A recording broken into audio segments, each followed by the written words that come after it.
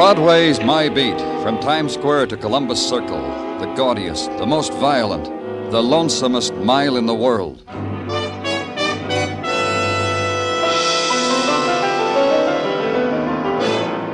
Broadway's My Beat, with Larry Thor as Detective Danny Clover.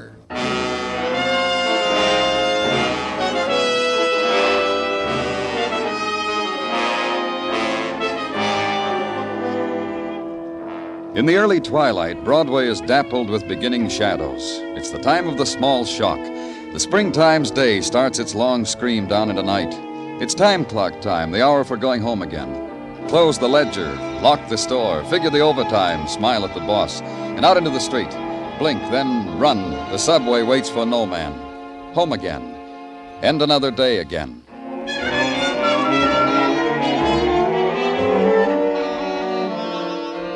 My day was just beginning, north on Broadway and to the east, Central Park around the 80s, and pushed through the crowd whose focus was a park bench that faced the street. All right, come on, break it up there, let him through. And Sergeant Muggavan tells you why you're there. Right over here, Danny.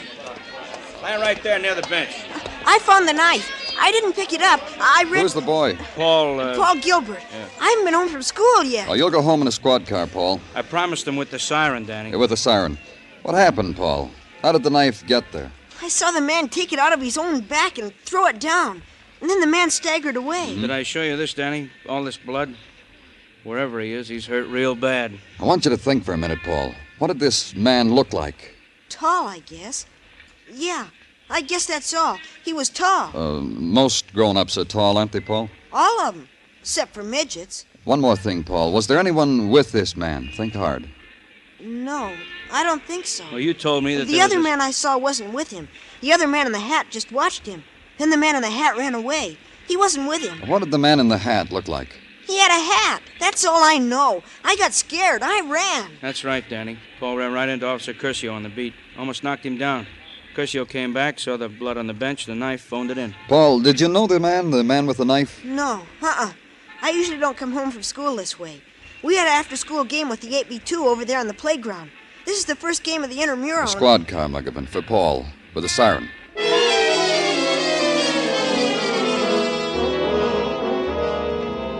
Then the careful tracing, the sifting through the shadows of a city, the dust of a city, the hiding places of a city into which a wounded man must crawl and lie for a time, and then wander in search of a kindlier place, a darker place, and leave behind him the trail of the wounded, the blood of his life.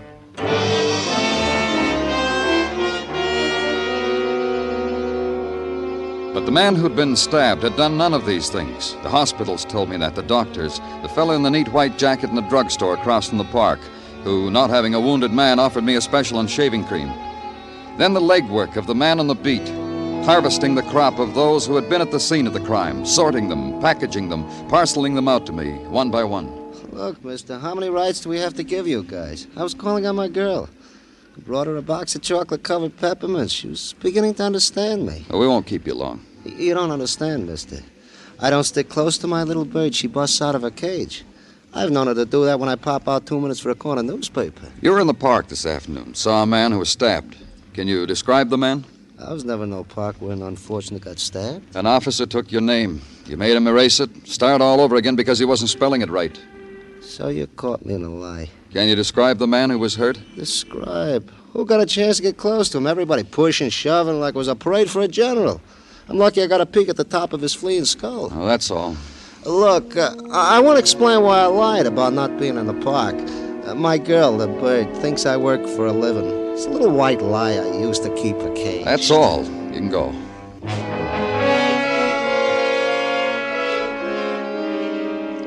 Then the man who is eager, whose eyes dart and pierce, who follows you as you move away from him, stays close to you, needs the lapel of your coat. I was real close to him. He had a knife in his back. He breathed in my face. I could tell you the color of his eyes, how close I was. Now, tell me. Blue eyes, washed out blue, and no tears in them, no tears at all. No remorse for the evil doing that had brought wrath upon him. Blue eyes. What color hair? Dirty, a dirty color, all matted. No, it was blonde and shining, and there was a kind of light that shone about it. That's because he was dying. Dying in protest against all the wickedness that'll drown us all. A big man, a short man, What does it matter how he looked? I was close to him, I tell you. He reached out his hand to me, touched my hand, the tears on my face. Help him out of your office. Motion a policeman over. Watch him be gentle with the man. Take him away. And then motion for the next one to come in. I realize, of course, that you're imposing on my time. Not that I mind. It could be a welcome relief from those spoiled monsters I simper and smile at and diaper. You're a nursemaid, Miss Cram, is that right? Call me governess, and call me Virginia. Miss Cram doesn't sound like me at all, don't you think? You take the children to the park every day? From 4 to 5:30, except on rainy days. On rainy days, the children and I stay at home, and I'm permitted callers from 4 to 5:30. That's on rainy days. You told an officer you saw the man who was hurt. I was making conversation. I needed that to get those brats out of my hair. You didn't see him? I wouldn't have gone near him. But I can tell you who did see him, the looker. Who? The looker. All of us in the park know her. She sits in a window across the street on the 5th floor, watches every move we make every day. Sits there and watches. It makes you feel as if you're being spied on, know what I mean? 5th floor, in an apartment on 80th and 5th. Oh, you can't miss her. Just stand out in the street for a while. Her eyes will bore right through you. But on a rainy day... I know, you're permitted callers. That's all, Miss Cram.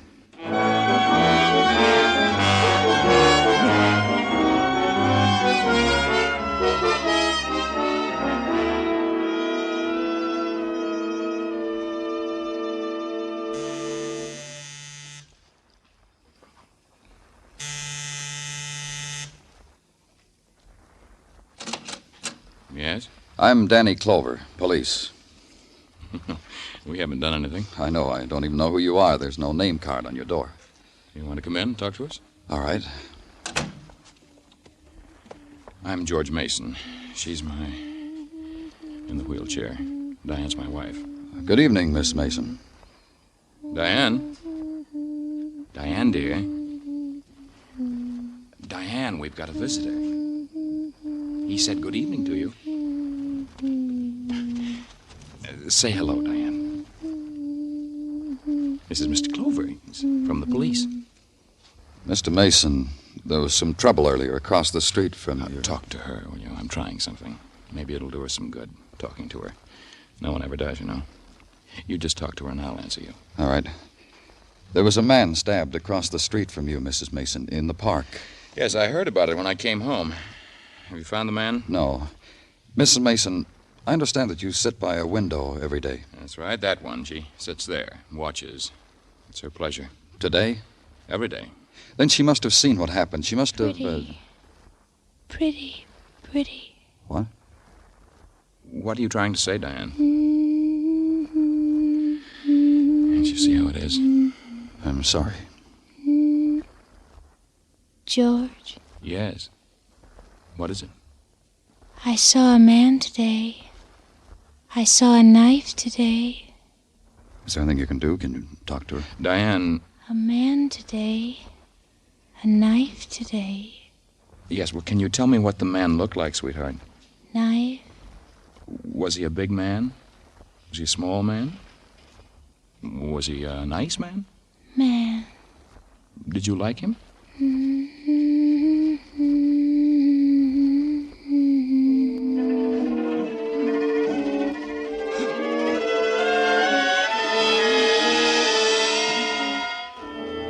And try to erase from memory the eyes of the woman filled with the named terrors, the known terrors that dart and scurry, gnaw and nibble at the fleeting instants of serenity within her. And try to wash away in the city's night screaming the crooning of a tuneless song, and suddenly the known words, a man, a knife.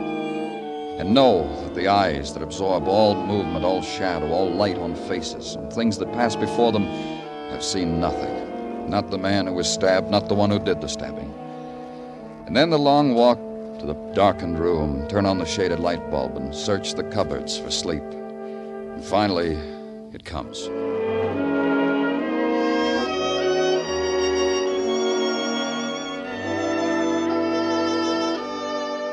In the morning, the scorching cup of coffee, the walk to headquarters, and the cheery greeting on the threshold from the cheery Sergeant Tartaglia. Welcome, Danny. Welcome to your abode away from your abode. Good morning, Gino. The best. The sunniest, the bravest. Not so early. Gino, all I've had is a cup of coffee. For which I am delighted. Huh? For which I am delighted. Come, I will escort you to your office, Danny. You will see there how I have taken the liberty to spread upon your desk a repast. You shouldn't have done it, Gino. A repast consisting of a hot paper container of coffee and a half a dozen cinnamon buns. Voila, the repast. Partake. Looks good. How else should they look? The cinnamon buns were baked in the oven of Mrs. Tartaglia with her own 2 lily whites. Go ahead, partake. Munch if you like. Delicious. Thank Mrs. Tartaglia for me. Goes without saying. And now, to the events of the morning.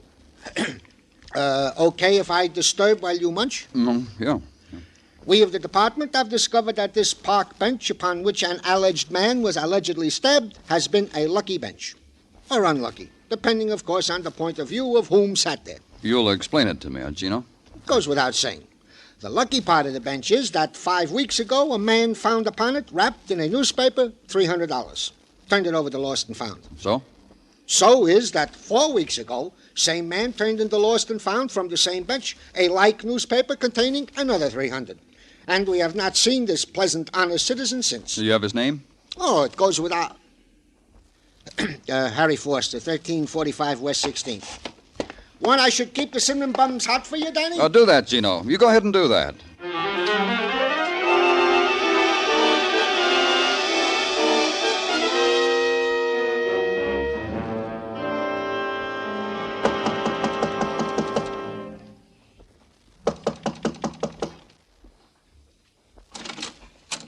Please help me. Please come in and help me. What's the matter? My husband. No one will help me. I asked the neighbors. They said, call the police, call an ambulance. Please help. Where is he? You'll help. He's in our bedroom. I think he's dying, and no one. You're Mrs. Foster? Yes, Harry's wife. He came home last night, and there was blood. He just looked at me like an animal, and... There he is, mister. Help him. Please help him. Dead. No, you're wrong. He's been dead for a long time. He was asleep. Only asleep.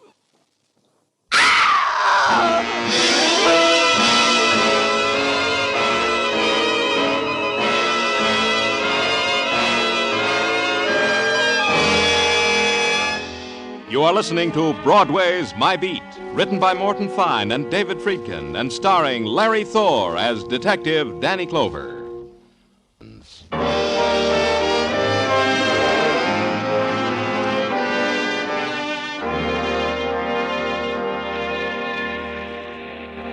In the Maytime, the sun grins down and pats Broadway's cheek. Broadway loves it. The sunlit minutes are added to the 10-minute break for a cigarette. The walk is slower, the sway gentler. The windows are opened wide, and the doors, too. And glints of sunlight are carried through long hallways on the sigh of a summer's wind, touching the lips of the girl at the typewriter, touching the hand of the man at the water cooler watching her, touching the steel of the file cabinets, warming them. And having made the tour, back onto Broadway and start all over again. But where I was, there was no warmth. Only a woman drawing a shawl tight around her shoulders and talking quietly to her dead. Harry, listen to me. You were right. We should have told them. We should have told them all about it. And you wouldn't be like this, and I would. Mrs. Foster, what should you have told us? What? What did you say? What should you and your husband have told us? About the money, nothing else. Money found on the park bench? Yes. You see, we should have told them, Harry. But he did, Mrs. Foster. He reported it, turned it in. You don't understand. I knew no one would understand. Then maybe you can help me. Friday was always Harry's day off. From the factory out there. You can see it from here, see? On his day off, I'd pack him a little lunch, and he'd kiss me goodbye. Walk uptown to Central Park. Go on. He always went alone. He always sat on the same bench.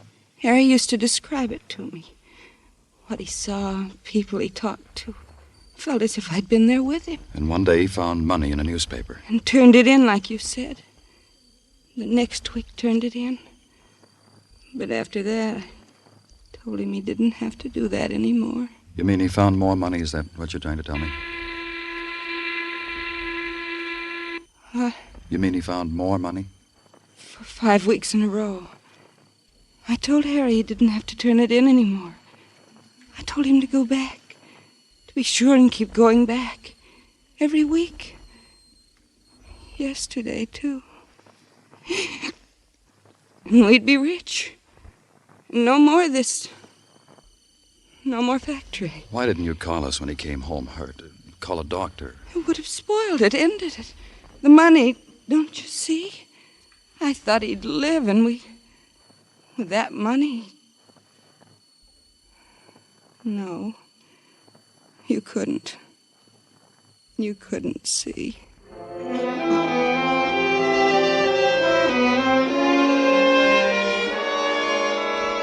Then she turned from me and walked over to the window, stared out of it. Across her shoulder into the noon sunshine, I could see the factory emptying its lunchtime employees, the crowd breaking off its fragments, to the curb with the lunch pails, to the push carts for the ham on white and coffee. Then the other sound, the feet in the doorway, the entrance of the professionals, coroner, photographer, reporter. The man had been murdered. I left.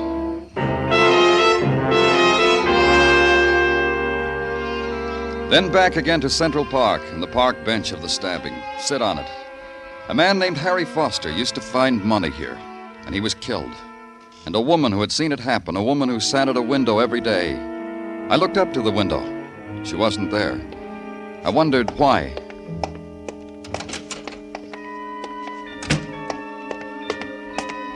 I knew why. She was in the wheelchair. There was a man pushing it carefully down the steps. Can you scooch a little to the side, friend? Oh, need a hand? Yeah, if you want.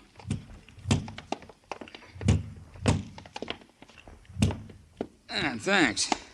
How are you feeling, Mrs. Mason? She ain't gonna answer you. I didn't know she left the house. Why should you even bother? Oh, I'm Danny Clover, police. Oh, hi, I'm Ben Taylor. Got a U-drive down the street. Only Mrs. Mason here, different. Kind of a take drive. Oh, I see. Just today? Oh, no, all the time. From 1 to 3, the element's willing. I take her for a ride. Sometimes here, sometimes there. Oh, sure. Right away, Miss Mason. See you, Danny. Oh, wait a minute. How long have you been doing this, Ben? Right. Well, since her accident. Since at Coney last year. Hurt her back. Here and up here, her head. Right. Come right. I guess I better take her. I heard her cry like that before. I can't stand it. Sure.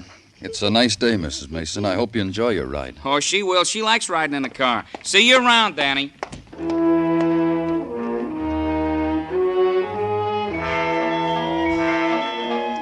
I watched Ben lift her gently out of the wheelchair, lift her into the back of the car, close the door, fold the chair, place it in the car trunk.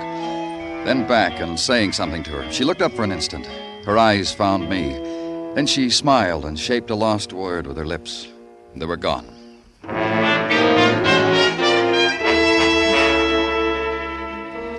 And back at headquarters, the wall clock ticking off the hours of Harry Foster's death, ticking off the hours that his murderer came to a park bench, looked at it, smiled, walked away in the warm sun. Ticked off the question of why money had been left there for Harry Foster to find week after week on Friday's twilight. And at 4 o'clock, the door opening slightly, and all you saw of the man was his cocked head. You Mr. Danny Clover? That's right. You want something? Only to know if you Mr. Danny Clover, and to give you what I have in my pocket. They said I should give it to you, you being the interested party and all. What have you got in your pocket? This, an envelope, stamped and everything. I found it. Give it to me. It's addressed to George Mason. Anybody can see that. That's the husband of that woman, the cripple, the one they call a looker in the papers, the one they think they saw that stabbing. I did right bringing it to you, huh? It's been opened. You opened it? Don't lie to me. You opened it and then resealed it. All right, I opened it. I'm a normal kind of fella with all the normal curiosities. First, I was going to mail it when I found it. But then I saw who it was addressed to. I couldn't restrain myself. I'm like the proverbial cat, Mr. Clover. It could make trouble for you being like that. Not when you see what's in it. Not when you see what it says. It says, you've made a terrible mistake. That's all. Not another word. See? You can't do anything to me for just reading that. You just read it yourself. That's why I brought it to you. Because I'm a cooperative citizen. Where'd you find it? At Grant's tomb. You know, I've been curious about that tomb for years now. Finally, I took time off to go to study it. Then I found a letter on the steps. And I never did get to really study Grant's tomb. Tough. You'll stick around, huh? Some of our boys want to have a long chat with you. They enjoy curious fellas. Sure, anything you say. I'm nothing if I'm not cooperative. Just nothing. I wouldn't say that, but you stick around, huh?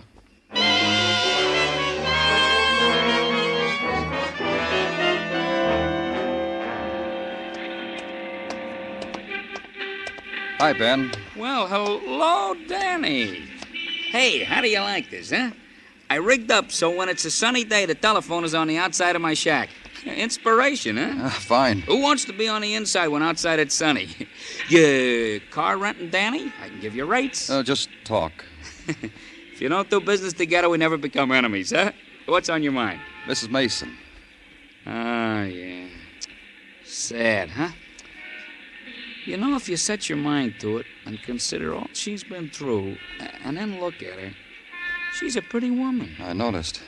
You said she was hurt in an accident at Coney Island, Ben. What kind of an accident? On the roller coaster. You know, one of them rides. Fell off right near the end of the ride. She stood up, fell. Was she with anyone? Yeah, her husband. You want to know something? In spite of the heartbreak of having a wife like that, you know, Mr. Mason is one of the nicest guys I ever met. What about Mrs. Mason, Ben? What about her? Can anyone ever talk to her, have a conversation with her? I talked to her. About what? Things. You know, ain't it a pretty day, Mrs. Mason? Is there a draft on you, Mrs. Mason? I talked to her. But she just hums and sings. But you know, I think she's getting better. Maybe I'm contributing. Where'd you go driving today? Down Riverside Drive. You know, the river, Grant's tomb, the churches. Thanks a lot, Ben. Anytime, Danny, anytime at all.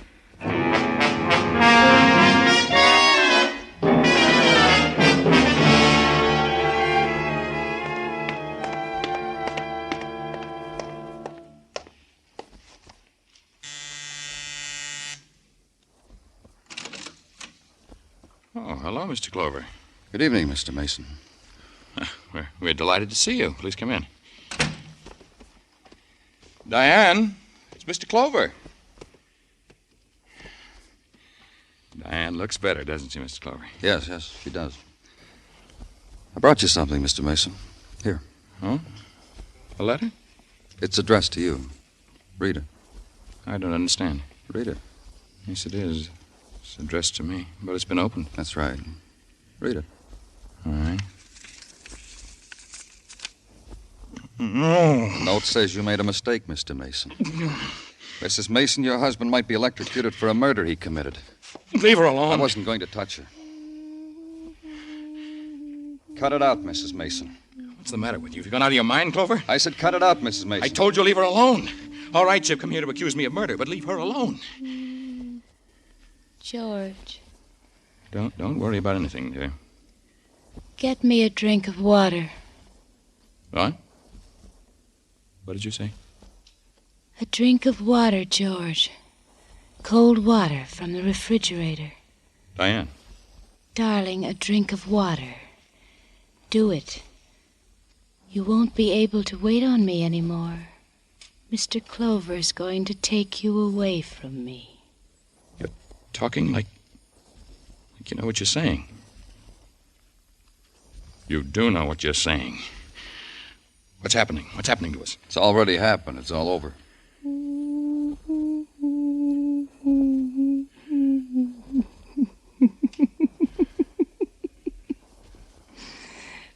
Poor George. Paid off, didn't it, Mrs. Mason? Sitting at the window watching for a man your husband could kill. Simple little man. He came and sat on the same bench every Friday. He got paid for a while. It was you. You wrote that first letter, Diane. And this one. Made me pay blackmail to a man who didn't even know me, didn't know anything about me. It was so simple. Write a letter, put a stamp on it, drop it from the car. Someone picked up the first letter and mailed it. About 5 weeks ago. A letter with instructions in it. Why, yes. Leave money every Friday on the park bench. The man who picked it up, Mr. Mason, you thought was a blackmailer, so you killed him. She's crazy. She really is. She's crazy. No, I'm not. I'm just a cripple, George. I can't move from this chair. Honest.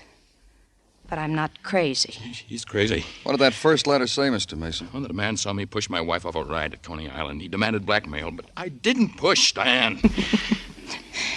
Then why did you pay the money, darling? That you weren't going to let your husband alone, were you, Mrs. Mason? Even after he did what you wanted him to do, murder a man. Another letter, that one your husband's holding, telling him he killed the wrong man. It's not much to ask, is it? Wanting George to suffer? Look at me. You're an accessory, Mrs. Mason. Am I? What can you do to me? A cripple in a wheelchair. In a prison? Will that be different?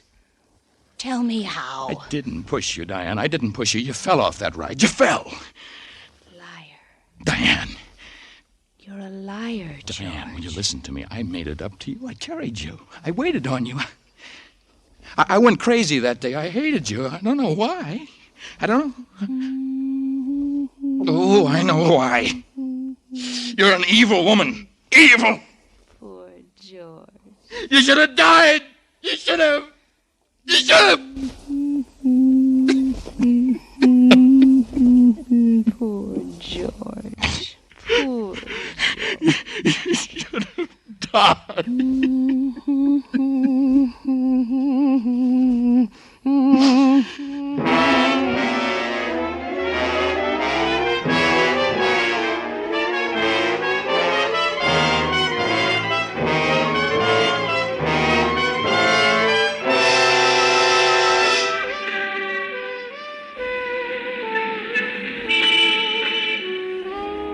It's night on Broadway now.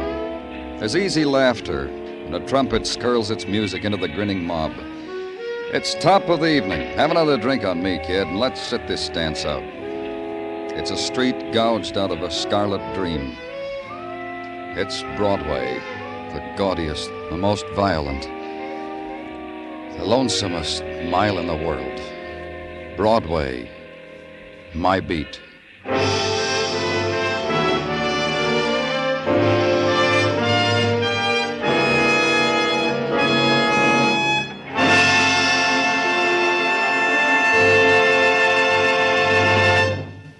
Broadway's My Beat stars Larry Thor as Detective Danny Clover with Charles Calvert as Tartaglia and Jack Crucian as Muggavan. The program was produced and directed by Elliott Lewis with musical score composed and conducted by Alexander Courage. In tonight's story, Lamont Johnson was heard as George Mason, Kathy Lewis as Diane Mason, and Virginia Gregg as Mrs. Foster. Others in the cast were Herb Vigran, Lou Krugman, and Johnny McGovern.